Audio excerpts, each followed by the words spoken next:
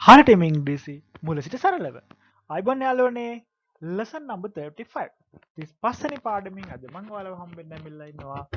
කර්මකාරක පාඩම් මාලාවේ 7 වෙනි පාඩම. passive voice වල 7 වෙනි පාඩම අරගෙන. හොඳයි. මම ඉංග්‍රීසි YouTube නාලිකාවෙන් ඔයාලා ඉංග්‍රීසි සරලව ඉගෙන ගන්න එකතු වෙන්න මාත් එක්ක. subscribe කරන්න මගේ channel එක ඉංග්‍රීසි YouTube නාලිකාව. හොඳයි. මේ දක්වා අපි කතා කරා වර්තමාන කාල සහ අතීත කාල. past tenses වලදී සහ present tenses වල. past tenses සහ present tenses වලදී කොහොමද අපි කර්මකාරකය passive voice එක යොදාගන්නේ කියලා. අද වීඩියෝ එකෙන් මම කතා කරන්න බලාපොරොත්තු වෙන යාළුවනේ අනාගත කාල.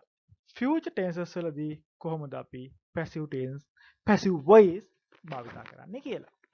මේ යටතේ අපි මෙන්න මේ ආකාරයට මේක අපි කතා කරමු. මොනවද තියෙන future tenses ටික? අපි කලින් කතා කරා වගේ simple future tense, future continuous tense, future perfect tense සහ future perfect continuous කියලා අපි tenses හතරක් දන්නවා. future tenses තුල ඔය tenses හතර අයිති වෙනවා.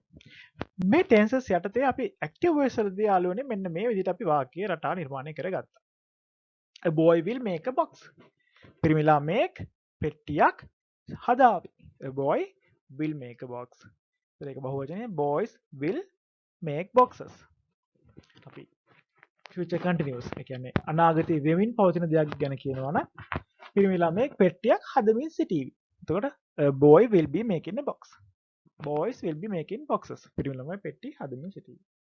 වෙලා තියෙන දෙයක් අනාගතයේදී වෙලා තියෙනවා කියලා අනාගතයේදී වෙලා තියෙවි කියලා අපි හිතන දෙයක් කියනවා නම් කොහොමද කියන්නේ? A boy will have made a box.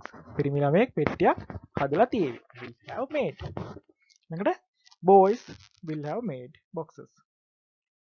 වෙනසක් වෙන්නේ නැහැ. ඔබ දන්නවා ඒක වචන බහුවචනයේදී වෙනසක් වෙන්නේ නැහැ ඒ වචන. මොකද will have යෙදෙන නිසා. හොඳයි. අවසාන වශයෙන් future perfect continuous වලදී යම් දෙයක් කරමින් ඉඳලා තියෙවි කියලා අපි කියන කොහොමද? A boy will have been making a box. පිරිමි ළමයෙක් පෙට්ටියක් හදමින් ඉඳලා තියෙවි. පෙට්ටියක් හදමින් ඉඳලා තියෙවි. මෙන්න මේ කියන future tenses අපි ඔය කතා කරේ active voice එක කර්තෘකාරක යටතේ අපි බලමු එහෙනම් කොහොමද මේ tenses එක future tenses හතරට passive voice එන්නේ මොනවටද passive voice හැදෙන්නේ කොහොමද කියලා අපි කතා කරමු. passive voice කිව්වම අපි දන්නවා පිරිමි ළමයෙක් පෙට්ටියක් හදාවි. A boy will make a box. will make හදාවි will make. එහෙනම් මේක passive කරන්නේ කොහොමද යාළුවනේ? හරිම ලේසියි. A box කර්මය අපි උක්ති බවට පත් කරගන්නවා. object එක අපි ක්‍රියාවෙන් ප්‍රමුඛ කරගන්නවා a box. මේ නිසා අපිට සිද්ධ වෙනවා ඒක වචනය යොදා ගන්න box. ඒක වචන බහුවචන කියලා අපිට අනාගතයේදී අනාගත සම්බන්ධ වූ ක්‍රියාවලදී ලොකු වෙනසක් වෙන නිසා අපි යොදා ගන්න වචන තමයි will be. will be කියන උපකාරක ක්‍රියාව යොදා ගන්නවා. ඒකම make කියන ක්‍රියාවේ ක්‍රියාපදයේ අපි සාමාන්‍ය ක්‍රියාපදයේ තුන්වෙනි අවස්ථාව. අනතීත. ඒ කියන්නේ past participle form එක යොදා ගන්නවා. එතන a box will be made. a box will be made. පෙට්ටියක් හැදේවි. කවුරු විසින්ද පෙට්ටිය හැදෙන්නේ? පිරිමි ළමයෙකු විසින්. A box will be made by a boy. හොඳයි. අපි තවදුරටත් මේ tenses හතර ගැන බලමු. හොඳයි. future tenses හතර යටතේ යාළුවනේ මේ future tenses වල තියෙන වැදගත්ම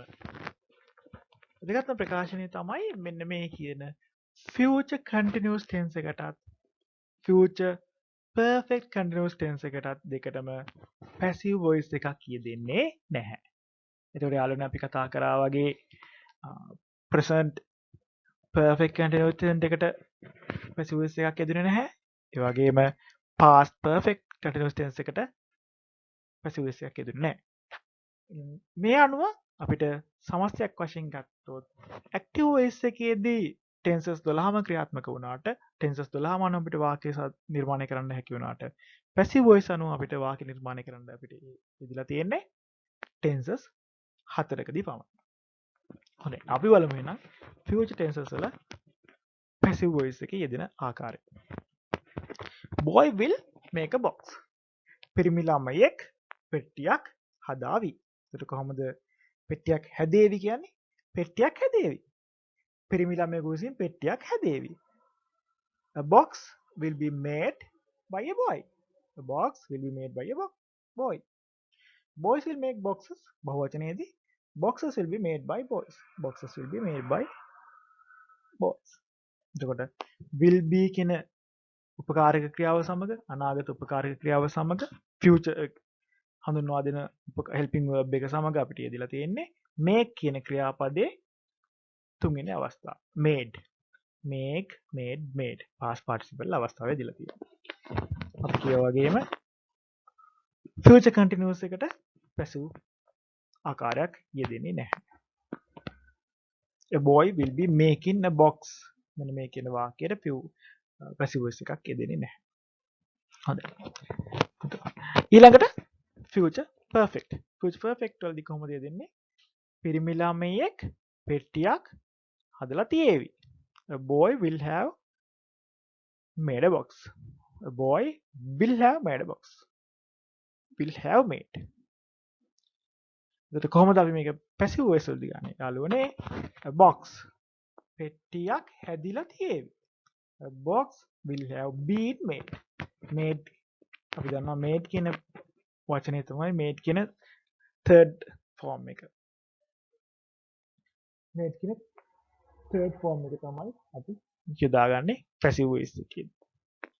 එතකොට boxes will have been made by boys. ඔය විදිහට අපිට future tenses සඳහා passive voice කර්මකාරකය ඔය ආකාර නිර්මාණය කරගන්න පුළුවන්. ඒ අනුව අපි වර්තමාන කාලය සඳහා අතීත කාලය සඳහා ඒ වගේම අද දිනේ අනාගත කාලය සඳහා passive voice ආකාරය මේ විදිහට අපි ඉගෙන ගත්තා. අපි එහෙමනම් ඉදිරි පාඩමේදී මෙන්න මේ කියන සියලුම tenses active voice සහ passive voice ඊළඟ පාඩමේදී අපි summarize කරගමු. සාරාංශගත කරගමු. එහෙමනම් අපි බලමු give කියන ක්‍රියාපදය අරගෙන කොහොමද මේ give කියන ක්‍රියාපදය අනාගත කාලයන් තුල future tenses තුල passive voice නිර්මාණය කරන්නේ. will give කියන්නේ දේවි. passive voice එක වෙන්නේ will be given. will be given කියන future continuous tense එකට passive voice එකක් නැහැ. ඊළඟට will have given, will have been given කියලා යෙදෙනවා. future perfect continuous tense එකකට passive voice එකක් යෙදෙන්නේ නැහැ. එහෙමනම් මම English YouTube නාලිකාවෙන් අපි ඊළඟ වීඩියෝ එකෙන් passive voice summary එකක් අරගෙන අපි හම්බෙමු. subscribe කරලා තියාගන්න මාව. Thank you.